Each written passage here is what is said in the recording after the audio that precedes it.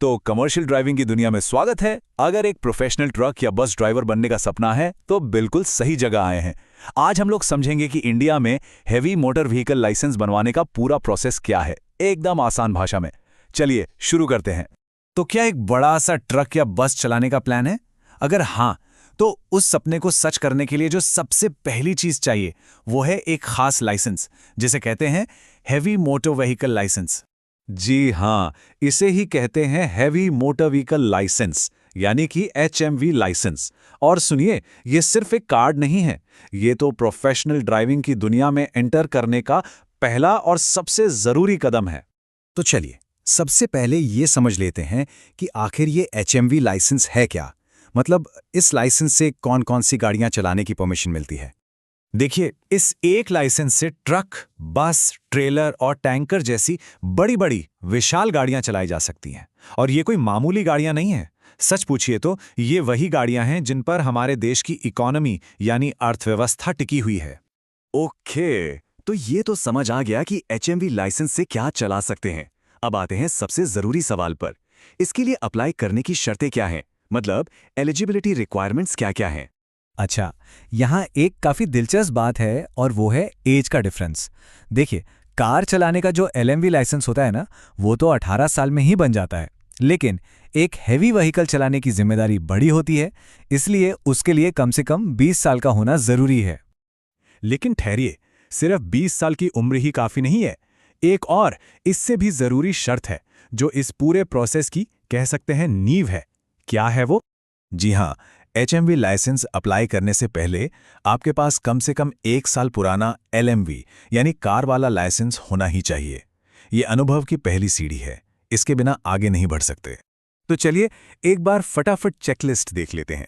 पहला, उम्र 20 साल से ज्यादा।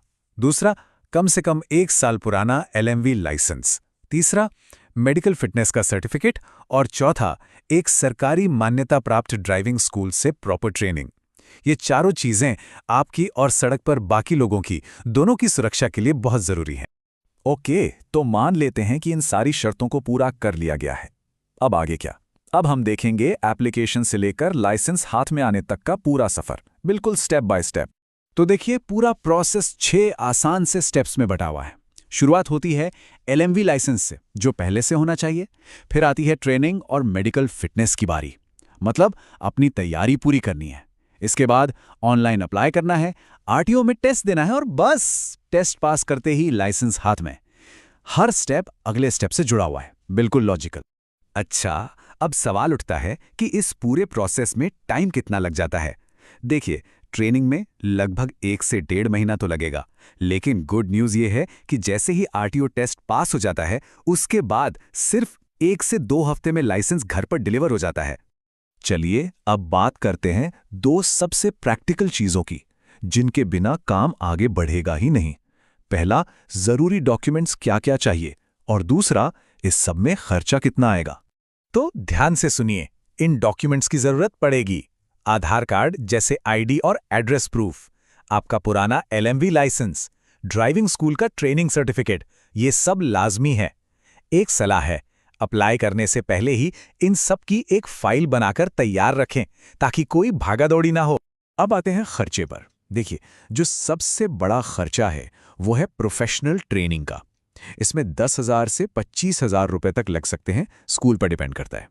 इसके मुकाबले जो सरकारी RTO फीस है वो काफी कम है, आमतौर पर 1,500 से 3,000 रुपए के बीच। चलिए आखिर में कुछ बहुत जरूरी बातें जिन्हें हमेशा याद रखना है ताकि एप्लीकेशन रिजेक्ट ना हो और कोई दिक्कत ना आए। सबसे पहले और सबसे जरूरी बात, LMV लाइसेंस के बिना हैवी लाइसेंस के लिए अप्लाई करना बिल्कुल गैर कानूनी है। इसमें कोई अगर या मगर नहीं है, कोई छूट नहीं मिलती। दूसरी जरूरी चीज, उम्र। अगर उम्र 20 साल से 1 दिन भी कम है तो एप्लीकेशन सीधा रिजेक्ट हो जाएगा, कोई आगे बात ही नहीं होगी। और आखिरी लेकिन सबसे अहम बात, हमेशा याद रखिए, प्रोफेशनल ट्रेनिंग सिर्फ एक फॉर्मेलिटी नहीं है, सिर्फ एक कागज का टुकड़ा नहीं है। ये टेस्ट पास करने से कहीं ज्यादा जरूरी है। ये सड़क पर आपकी और दूसरे लोगों की सुरक्षा के लिए जरूरी है। तो इसे पूरी सीरियसनेस के साथ करना है। तो अब HMV लाइसेंस पाने का पूरा रोड मैप सामने है, बिल्कुल क्लियर।